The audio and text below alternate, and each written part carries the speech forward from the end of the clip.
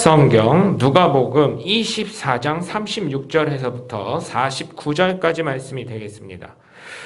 제가 봉독하겠습니다. 누가복음 24장 36절에서부터 49절까지입니다. 이 말을 할 때에 예수께서 친히 그들 가운데 서서 이르시되 너희에게 평강이 있을지어다 하시니 그들이 놀라고 무서워하여 그 보는 것을 영으로 생각하는지라. 예수께서 이르시되 어찌하여 두려워하며 어찌하여 마음에 의심이 일어나느냐. 내 손과 발을 보고 나인 줄 알라. 또 나를 만져보라. 영은 살과 뼈가 없으되 너희 보는 바와 같이 나는 있느니라. 이 말씀하시고 손과 발을 보이시나 그들이 너무 기쁨으로 아직도 믿지 못하고 놀랍게 여길 때에 이르시되 여기 무슨 먹을 것이 있느냐 하시니 이에 구운 생선 한 토막을 드리니 받으사 그 앞에서 잡수시더라. 또 이르시되 내가 너희와 함께 있을 때에 너에게 말한 바 곧 모세의 율법과 선지자의 글과 시편에 나를 기리켜 기록된 모든 것이 이루어져 하리라 한 말이 이것이라 하시고 이에 그들의 마음을 열어 성경을 깨닫게 하시고 또 이르시되 이같이 그리스도가 고난을 받고 제3일에 죽은 자 가운데서 살아날 것과 또 그의 이름으로 죄사함을 받게 하는 회개가 예루살렘에서 시작하여 모든 족속에게 전파될 것이 기록되었으니 너희는 이 모든 일의 증인이라. 볼지어다 내가 내 아버지께서 약속하신 것을 너희에게 보내리니 너희는 위로부터 능력으로 입혀질 때까지 이 성에 머물라 하시니라. 아멘. 할렐루야. 거룩한 주일날 부활의 주님의 기쁨에 동참하실 여러분 모두를 주님의 이름으로 환영하고 축하하고 축복드립니다. 우리 함께 말씀 나누시는 두 주먹 꽉 쥐시고 하나님은 살아계신다. 세 번만 시작. 하나님은 살아계신다. 하나님은 살아계신다. 하나님은 살아계신다. 아멘. 예수님 내 구주 시작. 예수님 내 구주, 예수님 내 구주, 예수님 내 구주. 아멘. 끝으로 성령님은 지금도 역사하신다. 시작. 성령님은 지금도 역사하신다. 성령님은 지금도 역사하신다. 성령님은 지금도 역사하신다. 아멘. 바로 그 성령의 역사의 주인공들 되시길 주님의 이름으로 간절히 축원합니다. 예수님께서는 부활을 하셨습니다. 죽음을 깨고 승리하신 줄 믿으시길 주님의 이름으로 간절히 축원합니다. 그렇기 때문에 예수님을 믿음으로 말미암아 기쁘고 감사하고 즐거울 수가 있는 것입니다. 왜냐하면 부활하신 예수님으로 말미암아 하나님의 나라로 구원을 얻을 수 있기 때문입니다. 613가지의 율법을 유대인들은 아직도 지키려며 살아가고 있습니다. 그 613가지의 율법을 지켜서 어떻게 선할 수가 있을까요? 율법 학자이면서 바리새인 중에 바리새인이었던 사도 바울은 뭐라고 했어요? 율법에 대해서 정의할 때 갈라디아에서 뭐라고 했습니까? 율법은 정죄하는 것이라고 했어요. 죄를 깨닫게 하는 기능이 있는 게 율법이라고 그랬어요. 그래서 어느 누구나 100가지가 있다면 99가지를 아무리 잘해도 한 가지만 잘못해도 어떻게 되는 거예요? 죄인이 된다 그랬어요. 그렇기 때문에 예수 그리스도의 은혜가 반드시 필요하다는 거예요. 그래서 율법의 행위로는 어느 누구도 구원을 받을 수 없다는 것이 그건데 한국교회에서 어떻게 복음을 전하다 보니까 야 믿기만 하면 돼. 야 믿어 이것만 하다 보니까 행위구원자라는 이상한 말들을 해요. 사도 바울은요 로마서 14장에 뭐라고 했냐면 우리 교회 표이기도 했었던 말씀이죠. 하나님을 기쁘시게도 하며 사람에게도 칭찬받는 자가 되라고 했어요. 그 말은 뭐예요? 안에서 새는 바가지 바깥에서도 새고 안에서 잘하는 놈은 바깥에서도 잘한다는 얘기입니다. 여러분 그렇기 때문에 제가 부탁을 드려요. 정말 예수 그리스도의 부활의 열매로 동참하실 수 있도록 예수님의 마음을 한번 생각해 보자는 거예요. 가룟 유다를 봤을 때 그래 이놈 이거는 나를 나랑 같이 있으면서 돈밖에 모르는 놈이고 팔아먹을 놈이니까 애고 고소하다. 이놈의 자식 잘됐다 임마. 너는 목 매달아서 죽을 놈이야 임마. 돈도 못 써 임마. 넌 나를 팔아놓고 뭘 어떻게 이런 마음이셨을까요? 아니면 아이고 지금이라도 네가 마귀에게 속았지만 그래도 회개하고 마음을 돌려먹어라. 그거는 죽는 길이다 이놈아. 이런 마음이셨을까요? 나와 같이 손 넣는 그 잔이라 제자들한테 얘기했을 때 어떤 마음이셨을까요? 전자일까요? 그래, 이 고소하다 이놈아, 이런 마음이셨을까요? 예수님은 불쌍한 사랑하는 마음을 가지고 아이고 네가 어찌 그러니, 네가 어찌 그러니, 이런 마음이셨을까요? 여러분은 어떤 마음이셨을 거라고 생각하십니까? 하나님의 예수 그리스도의 마음이. 저는 반드시 후자라고 생각합니다. 불쌍한 마음으로, 사랑의 마음으로 그를 하나님은 안 넣길 원하시는 마음으로 나와 손을 같이 넣자라고 얘기하지 않으셨을까요? 여러분, 저는 그렇기 때문에 여러분 모두 하나님의 사랑의 마음을 회복하시고 정말 부활의 하나님, 부활의 예수 그리스도에 동참하시려면 그 사랑의 마음이 여러분 가운데 정말 생겨나시길 주님의 이름으로 간절히 축원합니다. 오늘 말씀을 보시면 예수님의 제자들이 이미 부활하신 예수님을 체험한 것에 대해 서로 이야기를 나눕니다. 그러 중에 예수님은 제자들에게 나타나시면서 평강하라고 말씀하십니다. 그런데 예수님을 이미 경험한 사람들이 자신들의 이야기를 나누고 있으면서도 예수님이 실제로 나타나시니 어떤 반응을 보이냐면 예수님이 어떻게 해요? 육신으로 오신 게 아니라 동마처럼 영으로 오셨구나. 우리 영안이 열렸구나. 이렇게 생각을 합니다. 여러분 한번 생각을 해보시면 죽은 사람이 갑자기 관을 열고 이렇게 운구하다가 잘못한 건데 관 뚜껑이 열어서 사람이 이렇게 앉은 자세로 있다고 생각을 해보세요. 관이 뚜껑이 열려가지고. 그럴 일도 거의 없지만 죽은 사람이. 그럼 어떨까요? 그 가족들, 특히 그 사망하신 분의 배우자나 자식들은 어떻게 할까 봐요. 그 운구 나른 사람들 보고 잠깐만 이러지 않을까요? 혹시나 하는 마음으로? 그래요, 안 그래요? 예? 아니 운구 날르다가 길이 요즘에는 그냥 이렇게 좋은 길로 다니지만 포장된 길로 다니지만 시골길 같은데 산 같은데 진짜 여러분 명당은요 어디가 명당이냐면 저희 어머니 고권사님이 얘기해 줬는데 여러분 명당이 어딘지 아세요? 대전은? 예? 명당 어딜까요? 명당이 어디냐면 둔산동 갤러리아 타임월드 주차장이 제일 명당이요. 왜 그런지 아세요? 예? 거기는 모든 사람이 와서 그 무덤을 봐야 돼. 거기다 묘를 쓰면. 그러니까 좋든 싫든 봐야 되잖아. 그게 누구요? 이러고 한 번씩은 관심 있게 보지 않겠어요? 그 지역 유지가 되는 거요. 거기에 묘를 쓰면. 두 번째, 거기 개발된다고 안 판다고 하면 어떡할까요? 돈이 따블에서 따따블로 올라가는데요. 그래서요 뭐라고 하냐면요, 지금 코로나라 해외여행을 못 가죠. 명당 진짜 묘지 잘 쓰신 분들의 자손들은요 명절 때 어디 있어요? 명절 때 어디 있어? 한국에 없어요. 다 해외여행 가 있지. 제사상 같은 거 안 차려. 요즘에 촌스럽게 누가 제사상 차려요. 종교 비하하는 거 아닙니다. 또 오해하지 마세요. 잉? 또 오해하셔. 제주도 갔더니 제주도 사진 보니까요 제사상 올라온 사진이라고 봤더니 초콜릿이 있더라고요. 제주도는 그렇게 한다 그러더라고요. 그 아버지가 좋아하셨던 거를 사진 앞에다 이렇게 놓더라고요. 왜냐면 옛날에 초콜릿 되게 비쌌다며요. 옛날 어른들은 초콜릿이랑 바나나가 제일 비싼 건지 아시더라고. 여러분 그렇게 누군가 이렇게 살아났다고 하면 얼마나 놀라겠어요. 그것처럼 예수님이 오시니까 이 사람들이 놀랍니다. 영으로 오셨구나 생각합니다. 부활하신 예수님은 그 얘기를 보고 뭐라고 하세요? 응? 나니까 두려워하지 말고 어찌 마음으로 의심하냐. 내 손과 발을 보고 나인 줄 알고 또 만져보라고까지 하십니다. 영은 살과 뼈가 없으되 너희 보는 것과 같이 나는 있다. 즉 육으로 부활하신 예수님을 말씀하신 거예요. 여러분 저는요 정말 예수님이 이렇게 살아오신다면 어떨 것 같아요? 여러분 기쁠 것 같아요?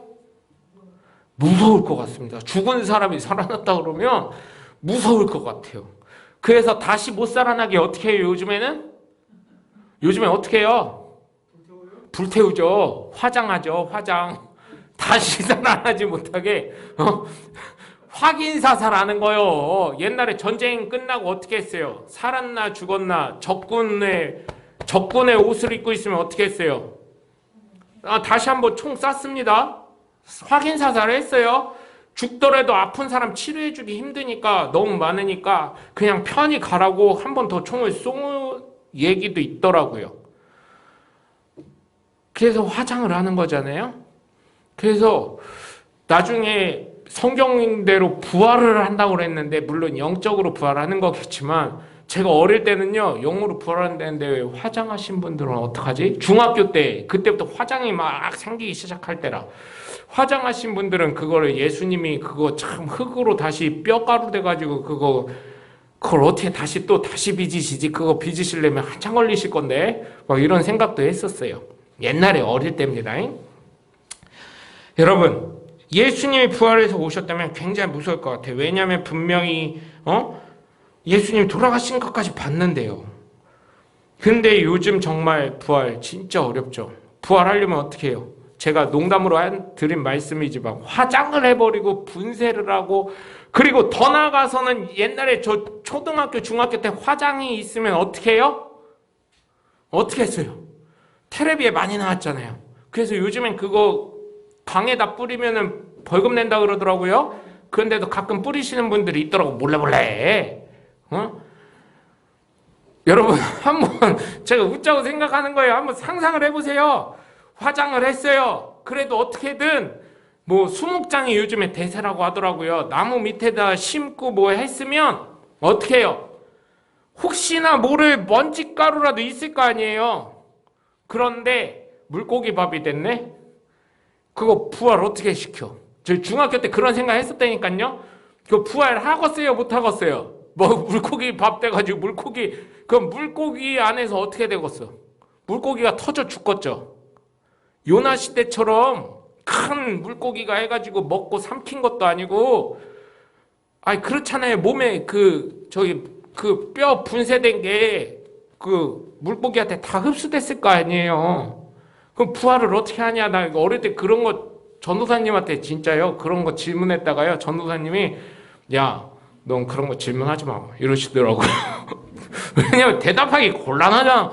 제가 생각해 보니까요. 곤란할 것 같아. 그건 제가 생각해도 물고기 배에 들어간 거 그거 어떻게 부활하실 거예요? 그랬더니 영으로 부활하는 거예요. 다시금. 잠자던 자들이 예수님이 십자가에 달려 돌아가셨을 때 다시금 무덤이 깨져서 그 영들이 살아난 것처럼 다시금 우리도 또 그렇게 될 줄 믿습니다. 여러분 정말 하나님은 능치 못하신 것이 없기 때문에 가능합니다. 저같이 예수님의 부활을 두려워하는 사람도 있는가 하면 주님의 말씀이 다 이루어졌음을 기뻐하는 사람도 있을 줄 믿습니다. 내가 그 자리에 있었다면 어땠을까요? 기쁨보다는 사실 저는 두려웠을 것 같습니다. 그러나 마음으로 오는 기쁨도 있겠지만 저처럼 부담감을 가지고 예수님을 봤을 때 만져보라고 했을 때 어때요? 도마는요 대단한 거요. 만져보라고 했을 때 진짜 넣었으니까 무서워서 넣었어요?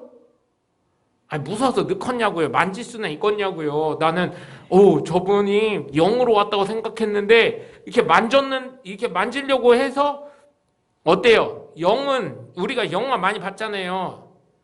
사랑과 영은 저 어릴 때 보니까 이렇게 영이니까 그림자처럼 돼가지고 이렇게 만지려고 하니까 만져지지가 않게 돼가지고 그 흑인 여자한테 몸이 영혼이 들어가서 이렇게 만나서 막 우우 하고 도장 빚는 거 있잖아요. 아니 그래야 되는데 상식적으로는 진짜 만져지고 구멍 못이라 여기 구멍 뚫린데요. 구멍이 느낌이 어떨까요, 여러분? 두렵지 않겠어요? 저는 두려웠을 것 같습니다. 그러나 예수님은 의심하는 제자들에게 자신의 몸을 보이시면서 제자들에게 평안하게 하시고 만족감을 주시고 안정감을 주시며 제자들이 기뻐하게 해주셨습니다. 그 그럼에도 불구하고 사실 저 같은 사람 믿기가 어렵겠지요. 그러나 그 의심을 완전히 날리시는 말씀을 하시는데 뭐 먹을 거 없니? 라고 물어보셔요. 그러자 자신들에게 가진 생선을 드립니다. 여기에서도 한번 생각해 볼 것이 있어요. 예수님이 잡히시고 십자가의 처형을 받으실 때 과연 제자들은 어디로 갔을까요? 아마 갈릴리로 다시 모였을 것입니다. 그리고 지금까지는 어쩌면 좋은 꿈 한번 꿨었다 이렇게 생각했을지도 모르겠습니다. 왜냐하면 자신들 눈앞에서 보이신 예수님의 능력과 기적은 사람으로서는 할 수 없는 것이기 때문입니다. 그렇기 때문에 예수님을 따르는 제자들은 예수님이 잡히시고 십자가에 달려 돌아가시자 모든 말씀은 잊어버리면서 한번 좋은 꿈 꿨구나 이런 생각을 하지 않았을까 생각을 합니다. 그리고 자신들의 집에 가서 모여 있었을 것입니다. 그리고 자신들의 생업이었던 업으로 돌아가 자신들의 일을 묵묵히 하고 있었을 것입니다. 그래서 예수님께서 뭐 먹을 것이 없냐고 하실 때 쉽게 생선을 들여 잡수시게 했던 것입니다. 그리고 이 어부들이 다시금 부활하신 예수님을 만났을 때 기쁜 이유는 아마 지금까지 꿈꿨다고 생각했던 것들이 깨진 거기 때문에 기쁜 걸 거예요. 왜냐하면 죽고 영으로만 계셨을 거라고 생각했던 예수님이 육신의 옷을 다시금 말씀하신 그대로 3일 만에 부활하셔서 자신들 앞에 나타나셔서 만져보라고까지 말씀하시고 먹을 게 없냐 하시면서 생선을 잡수시는 것을 보니 어떤 마음이 들었을까요? 그 말씀이 맞구나. 이분이 진짜 메시아구나. 이 마음이 들지 않았을까요? 예수님은 생선을 잡수시고 말씀하시면서 모세의 율법과 선지자들의 글과 시편에서 예언되었던 모든 말씀은 바로 예수 그리스도를 가리켜 말씀하신 것을 다 이루어야 한다는 것이 이 부활하심을 이야기하는 것이라고 말씀하시자 제자들은 그 성경의 말씀을 깨닫게 됩니다. 그리고 부활하신 예수님은 제자들에게 더욱 중요한 말씀을 하십니다. 그리스도가 고난을 받고 3일 후에 다시 살아나실 것과 그의 이름으로 죄사함을 받을 회개의 기도가 예루살렘부터 온 열방 가운데로 전파될 것이 기록이 되어 있는데 이 말씀에 대한 증인은 바로 부활하신 예수님과 대면하고 있는 11명의 제자인 너희들로부터 시작하라고 하신 것입니다. 여러분, 이 말씀은 11명의 제자들에서 끝이 나면 안 된다는 것을 하나님이신 예수 그리스도는 다시금 말씀하셨어요. 나 역시도 예수님을 이 11명의 제자들처럼 경험하고 그 부활하신 예수님을 믿어 영생을 얻음으로 말미암아 전하는 하나님의 사랑의 메신저가 되셔야 할 줄 믿습니다. 여러분, 그렇기에 부활하신 예수님을 믿으면 마음에서 끝이 나는 것이 아니라 부활하신 예수님을 따라야 하는 것이고 따라가는 것에서 끝나는 것이 아니라 예수님의 11명의 제자들처럼 부활하신 하나님의 아들이 되시며 그리스도가 되시고 메시아가 되시는 예수님을 전하시는 하나님의 귀한 자녀들이 다 되셔야 할 줄 믿습니다. 그러시면서 예수님은 제자들에게 더욱 강조해서 말씀을 하시는데 볼지어다 내가 내 아버지께서 약속하신 것을 너희에게 보내리니 너희는 위로부터 능력을 입혀질 때까지 이 성에 머물라고 말씀하십니다. 예수님께서 보내시는데 바로 하나님께서 약속하신 것을 보내주신다는 것입니다. 그런데 그 보내주신다는 것은 바로 지금 내 안에 거하시며 나의 삶을 인도해 주시는 성령 하나님이 되시는 줄 믿으시고 부활하신 예수님을 오늘 11명의 제자들이 만나고 체험하고 기쁨을 회복한 것처럼 부활하신 예수님을 믿는 저와 여기 계신 여러분 모두는 예수 그리스도, 부활하신 예수님, 부활하신 하나님을 믿고 따르고 전하고 섬기는 하나님의 복된 자녀들로 기쁨이 충만하시고 내 입술로 선포하고 증거하고 내가 예수 그리스도의 이름으로 기도한 모든 것을 응답받으시길 부활하신 주 예수 그리스도의 이름으로 간절히 축원합니다. 기도하겠습니다.